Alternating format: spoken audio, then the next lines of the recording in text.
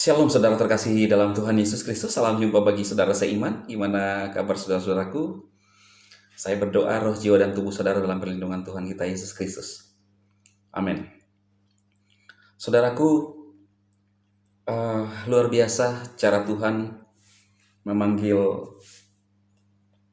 seorang penyanyi rohani ya, saudara kita dalam Tuhan, Melita dan juga saudara kembarnya yang telah lebih dahulu dipanggil oleh Tuhan. Ternyata saudaraku, saya melihat di podcast Daniel Mananta, sempat podcast dengan Daniel Mananta, Melita ya. Dia mengatakan bahwa kapanpun Tuhan panggil, dia sudah siap. Ini pernyataan yang luar biasa dari seorang anak muda. Ternyata dia sungguh-sungguh mengasihi Tuhan, saudara. Dia sungguh-sungguh mencintai Tuhan dan dia mengungkapkan bahwa dia sudah siap ketika Tuhan memanggil dia kapanpun. Artinya apa? Ketika Tuhan memanggil dia, dia sudah siap. Tanggal 8 April, dia dipanggil oleh Tuhan, dia sudah siap. Dan cara Tuhan memanggil mereka itu, saudara, unik. Dan saya yakin bahwa ini adalah rancangan Tuhan. Mereka lahir di tanggal 8, kemudian saudara kembarnya juga dipanggil pada tanggal 8, dan dia pun dipanggil pada tanggal 8. Ya, jadi bersamaan harinya lahir ke dalam dunia ini, hari kejadiannya, dan hari dipanggilnya pun sama, saudara, yaitu tanggal 8. Dahsyat. Saya percaya bahwa dia bersama dengan Tuhan di surga. Saudara mau bilang bahwa belum di surga, di dalam Yohanes pasal 17, doa Tuhan Yesus untuk murid-muridnya. Yesus berkata, "Bapa, aku tidak ingin engkau mengambil mereka dari dunia, tetapi engkau memelihara mereka dari yang jahat. Karena kita ini adalah anak-anak kerajaan." Yohanes 1 ayat 12, semua yang menerimanya diberinya kuasa supaya menjadi anak-anak Elohim. Berarti saudara, dalam Yohanes 17, Yesus berdoa untuk murid-muridnya, tetapi Yesus berkata, bukan kepada murid-muridnya saja dia berdoa, tetapi juga kepada mereka yang percaya kepada pemberitaan murid-muridnya. Berarti kepada Melita, kepada saya, kepada saudara. Ya. Dan bukan kepada orang-orang yang tidak mengenal Kristus, saudara. Yohanes 3:16, memang Elohim mengasihi dunia. Ya. Kasih itu ditawarkan kepada dunia. Anugerah itu ditawarkan kepada dunia. Tetapi hanya orang yang merespon.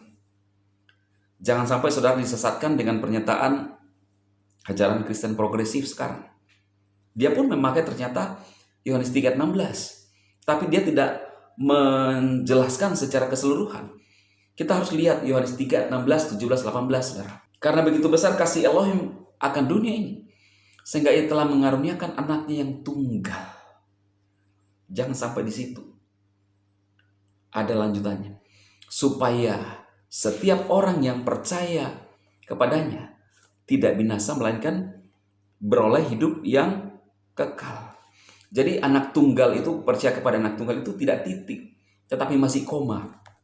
Ya. Supaya setiap orang yang percaya kepadanya tidak binasa, melainkan beroleh hidup yang kekal.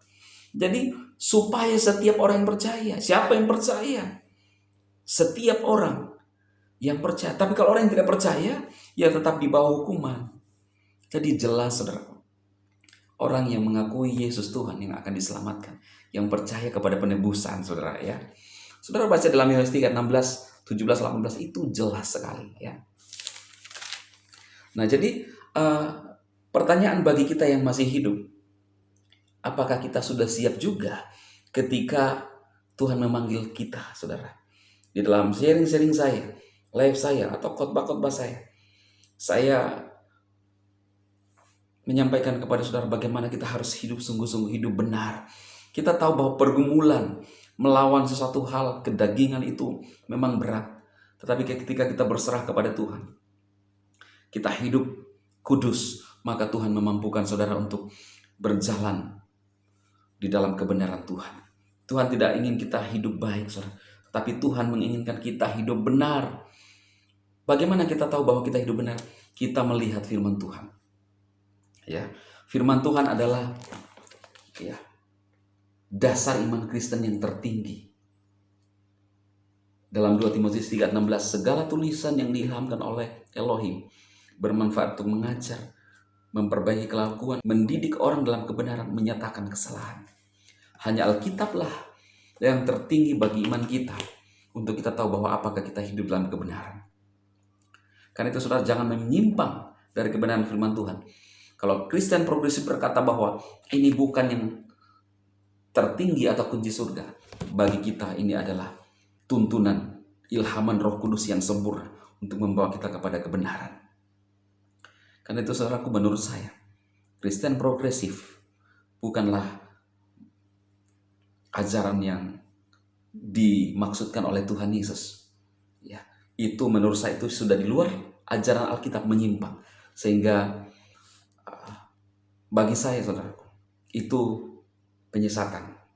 Hanya saja menggunakan nama Kristen tetapi keluar dari kebenaran iman Kristen. Biar apa yang saya sampaikan ini saudara menolong kita, menguatkan kita bahwa hanya satu-satunya Yesus jalan kebenaran. Dan saudara kita melita, sudah siap dipanggil Tuhan. Pertanyaan bagi kita, apakah kita sudah siap?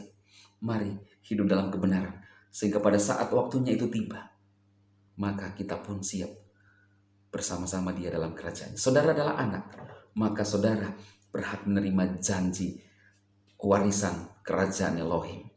Ini harus kita yakini sungguh-sungguh, sehingga kita tahu hidup kita setiap hari, kita adalah anak. Status kita bukan orang dari dunia ini, tetapi kita adalah anak kerajaan. Tuhan Yesus memberkati saudara sekalian.